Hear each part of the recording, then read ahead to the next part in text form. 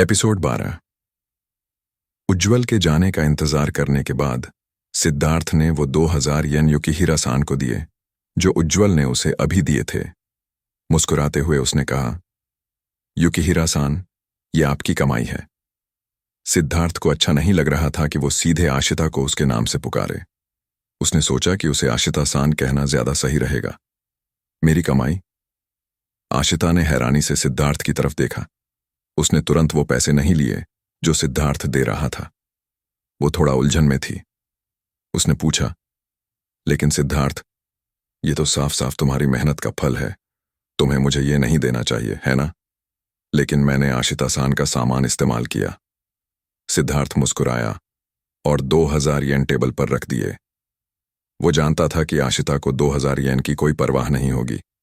अगर ये 10,000 येन भी होते तो भी उसे कोई फर्क नहीं पड़ता। उसके पास भले ही पैसे की कमी थी, लेकिन वो इतना भी नहीं गिरा था कि उसे पैसे कमाने के लिए दूसरों का सामान इस्तेमाल करना पड़े। वैसे भी उसके सिस्टम ने पहले ही 2000 येन को उसकी कमाई में गिन लिया था। अगर वो ये आशिता को दे भी देता तो भी मिशन पर कोई असर नहीं पड़ता। ठीक है। सिद्धार्थ की बात सुनकर आशिता को फिर से मना करने में बुरा लग रहा था।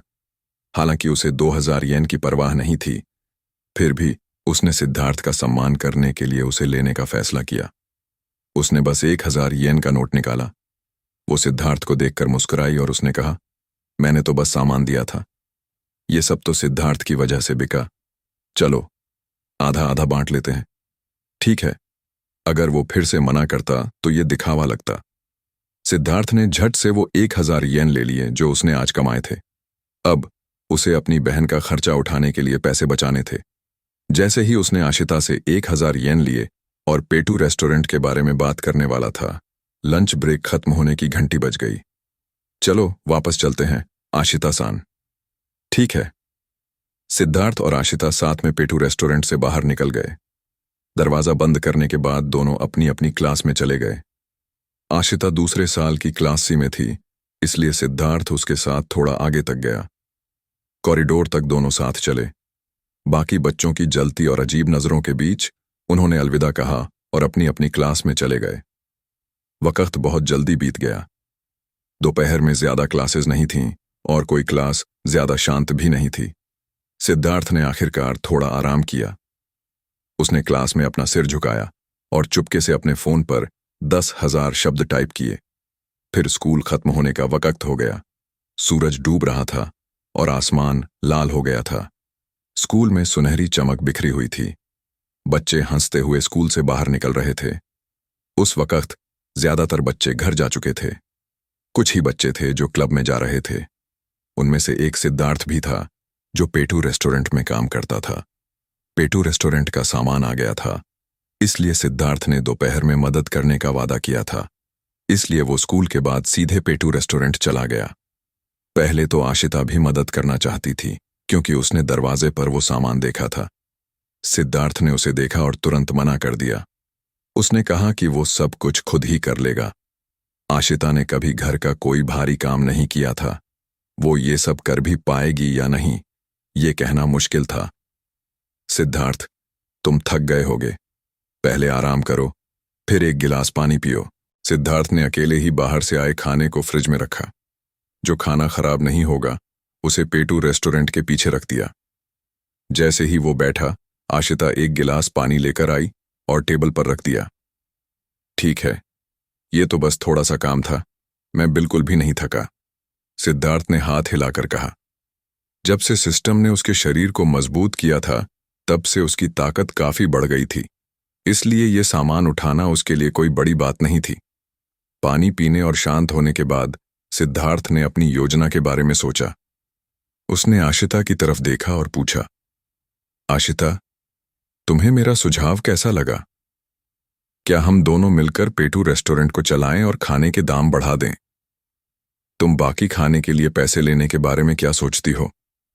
अपनी कुकिंग का हुनर दिखाने के बाद सिद्धार्थ को यह भी पता था कि आशिता को पैसों की ज्यादा परवाह नहीं है। वैसे भी आशिता पेटू रेस्टोरेंट की मालकिन है। अगर आशिता नहीं मानती तो उसकी योजना बेकार हो जाती। हाँ, जरूर, स्कूल खुलने के बाद से पेटू रेस्टोरेंट में सब कुछ फ्री मिल रहा है। सिद्धार्थ की बात सुनकर आशिता मुस्कुराई और तुरंत मान गई। आशिता यूचेंग परिवार की बेटी थी, इसलिए उसके परिवार को उससे बहुत उम्मीदें थीं। उसने बचपन से ही अपने परिवार से अच्छी शिक्षा ली थी। उसके माता पिता उसके भविष्य की योजना भी बना रहे थे। वो हमेशा अपने लिए एक आजाद जिंदगी जीना चाहती थी, लेकिन अपने परिवार की वजह से वो बस एक समझदार लड़की का किरदार निभा रही थी और उनकी बातें मान रही थी। लेकिन जब उसने हाई स्कूल में एडमिशन लिया तो उसे लगा कि उसे आजाद होना चाहिए। आजाद होने के लिए उसने पेटू रेस्टोरेंट बनाया, जिसमें उसे मजा आता था। फिर सिद्धार्थ ने उसे बताया कि वो उसके साथ मिलकर पेटू रेस्टोरेंट चलाना चाहता है। इससे उसे आजादी की एक झलक मिली। जो उसे पसंद था वो करने के लिए उसने सिद्धार्थ की बात मान ली। बहुत बहुत शुक्रिया आशिता। आशिता के यहाँ कहने पर सिद्धार्थ बहुत खुश हुआ। अगर आशिता नहीं मानती तो वो अपनी योजना को पूरा नहीं कर पाता और सिस्टम ने जो मिशन दिया था वो भी पूरा नहीं हो पाता। यहां तक कि उसकी कुकिंग का लेवल भी कम हो सकता था। देर होने की वजह से सिद्धार्थ और आशिता ने जल्दी जल्दी पेटू रेस्टोरेंट को साफ किया। फ्रिज में कुछ सामान रखने के बाद वो स्कूल के गेट पर आशिता से अलग हो गया। आशिता को अपना बैग उठाते हुए और एक महंगी गाड़ी में बैठकर जाते हुए देखकर सिद्धार्थ उदास हो गया। एक अमीर लड़की की जिंदगी से वो अपनी जिंदगी की तुलना नहीं कर सकता था। दुनिया में हर किसी की किस्मत पहले से तय होती है। जब वो पहली बार यहां आया था तो उसके पास कुछ भी नहीं था। आशिता तो एक अमीर परिवार में पैदा हुई थी। उसके पास सब कुछ था। वो एक ऐसी लड़की थी जिसे खाने और कपड़ों की कोई चिंता नहीं थी। वो उससे कैसे मुकाबला कर सकता था?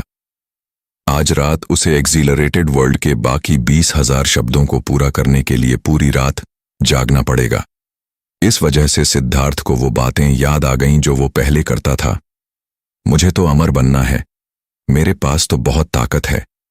हाँ युवक, अगर तुम अमर नहीं बनोगे तो तुम मजबूत कैसे बनोगे?